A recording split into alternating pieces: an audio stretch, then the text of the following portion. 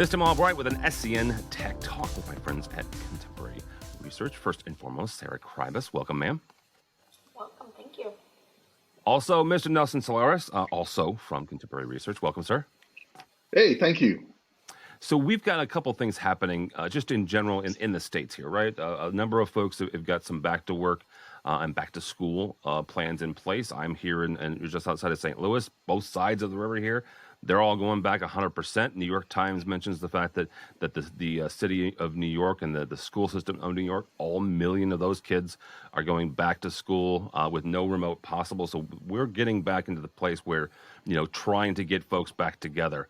Nelson, I'm going to start with you on this. When it comes to getting folks back into these larger spaces, how does, Contemporary Research does a lot with video distribution. How do we leverage video distribution to get them back in these spaces while also helping them feel safe, kind of as we're working our way out of COVID? Definitely by giving direction, right? Because we'll take the video distribution and the use of it is being able for people to arrive at these facilities or schools or malls or corporate buildings they haven't been in for how long. They're walking in and they're a little eerie of talking to anyone. They want, but if you have digital signage and that video distribution and you're walking in and you have direction on what to do, who to talk to, where to go, that brings your nervousness now way down. Well, and Sara, talk about that for a second, because one of the things that you guys have, not only just video distribution, but part of that is being able to leverage it for digital signage, as Nelson talks about. And part of digital signage is that sort of wayfinding and helping folks maybe a year away, a year removed, to locate their class again, locate, this facility that maybe they weren't entirely familiar with, and it's been a year. So, good Lord, I probably can't even find my desk now. Right. I mean, that is one of the things that we're hearing from a lot of larger venues that are trying to bring people back safely is how do we get them to the right places, and they're using digital signage. They're turning to video distribution to distribute those signals. Also just safety messaging. How can we tell these people this is what we're doing to keep you safe. Here's what you can do to keep yourself safe in any environment, whether it is a school or a corporate facility. Even larger venues like stadiums and arenas are leveraging video distribution to relay those safety messages. Yeah. Nelson, Sara mentioned the arenas. Talk for a second about some of the areas where, or some of the kind of solutions that video distribution helps in those spaces where they are still, 6 feet social distancing, making sure that you have enough folks, but also making sure that those video signals can get in different areas of a facility, whether that's an arena or a stadium, to where you can have, maybe not capacity, right, but you can still have an audience there to enjoy whatever the facilities are putting on. Yeah, definitely. I mean, the Freeman Coliseum is a great example out in San Antonio, as they use this during the San Antonio Rodeo for very impromptu spaces where they kind of had to spread out last minute, and they needed to take our encoders and decoders and pretty much move to a room, get access to a switch, and they needed it almost plug and play, and they needed it to function that way because of the last minute changes. Everything was kind of happening as they were going, as the whole event was happening. So they needed that flexibility, and I think that's what they loved about our products, is the flexibility of just, you know what, I need video here in this room, I need it over here in this other room, and we need it now. Yeah. And the ability and ease of use of integration and plug and play, I mean, it was incredible. Sara, talk for a second about that, a little bit on that, but also from the education side. When I was a tech manager, we would call them overflow spaces, right? Yeah. Where we would have a lecture hall, let's say, and we'd have some fancy schmancy highfalutin professor come in, or somebody really smart come in, and the lecture hall would fill up. And then we had to get, and that signal someplace else. As Nelson mentioned, a lot of times these are last minute changes, and not saying it's going to happen again, but should another pandemic happen, how are you able to kind of converse and talk with the clients, the end users here, that about how to leverage video conferencing to make those changes kind of last minute?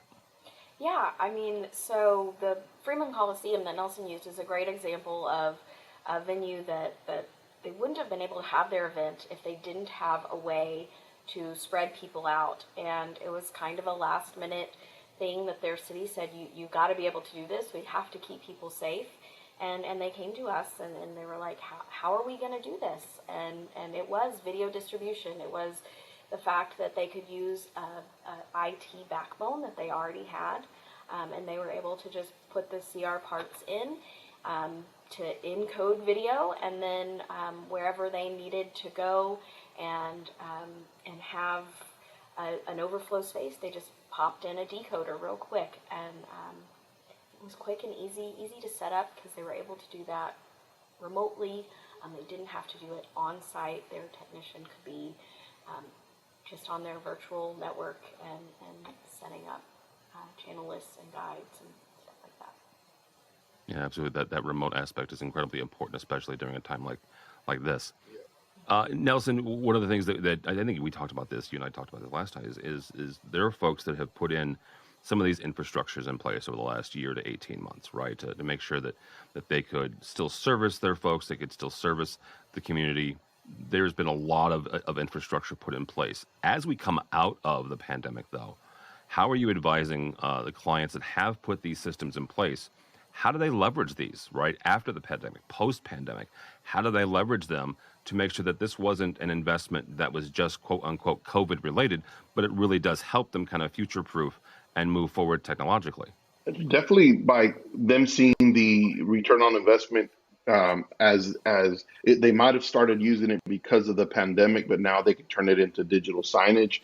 Uh, the great thing about our products is that because our signal is non-proprietary and all that, they can even be in their office desk with VLC player and decode our stream for other information that they might need. So, knowing that this is just not going to resolve, it's not just going to solve the problem we have with the pandemic right now by spreading out, but what about when it all comes back to normal? How will this product help me grow in the company? And of course, I mean, definitely by doing it that way and making it accessible throughout the company. Yeah. Sarah, you guys mentioned the fact that you've had your production facilities there the entire time.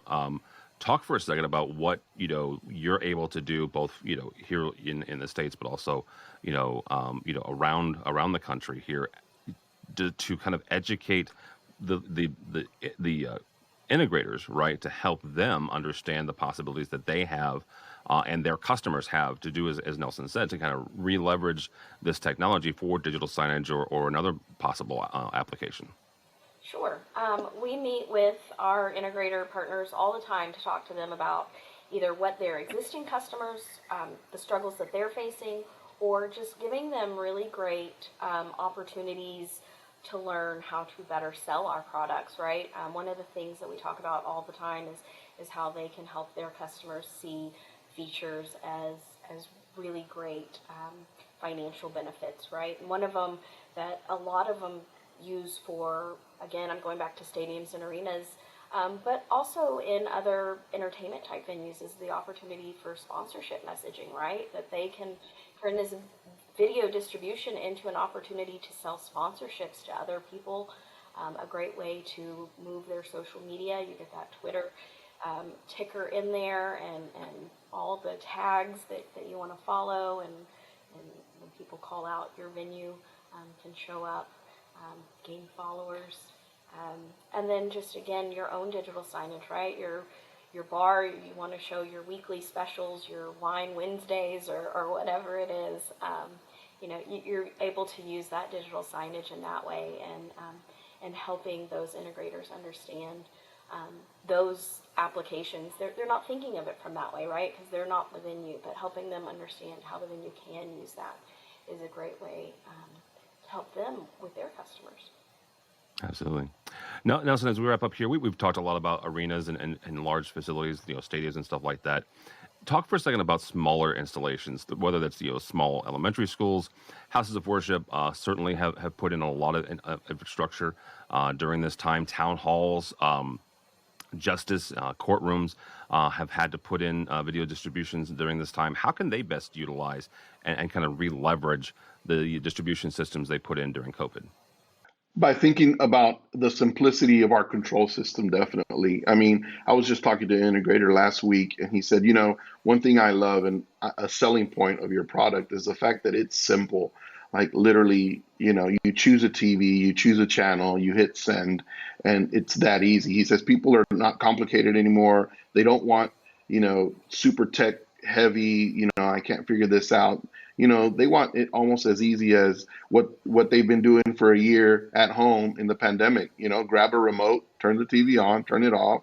Don't overcomplicate this. It's simple, and I think that engineering behind our products is that mentality is like, let's not overcomplicate our products. It does amazing things. It's amazing technology, but we're going to simplify it. Put it at layman's terms. We're going to make sure that people can use it day to day and not kind of fumble around like, okay, what was I supposed to do?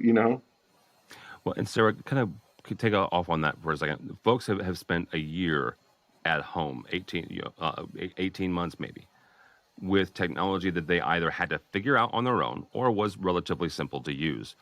As somebody who does make a pretty technologically advanced system, as Nelson says, you guys do make it simple. How then do you kind of communicate that simplicity, even though there's a pretty robust back end, but the interface is pretty simple? How do you communicate that to a group and to a community that has spent the last year, at home with just their computer and maybe a soft codec? Yeah, I'll be real. It's hard. It's hard to get people to understand that it really is just that easy. And when you see that light bulb, you're like, they get it. It is. Our engineering team prefers that anyone can pick up our stuff and use it, right? So whether it is the AV integrator putting it in, and he's not having to call our tech support to walk through every step of the process, or it's the end user using it after the fact, and they're not having to call us and ask. And that really is the point that we try to make is you can use it without having to talk to us, without having to download the manual. Like, you can just take it out of the box and use it. It is really that easy. All right, very good. Sara Krybus and Nelson Solares, thank you both so much. Nelson, if somebody wants to connect with you, how do they do that? Definitely contemporaryresearch.com. All my information is right there on the website. All right, very good. And Sara, if somebody wants to connect with you or Contemporary Research, how do they do that? Just like Nelson said, contemporaryresearch.com. You can get to all of us. All right, very good. My name's Tim Albright for the friends over at SCN. You can check out their website at avnetwork.com, avnetwork.com. Check out this and other, as well as all the latest news and information for the AV industry. All that and more at avnetwork.com.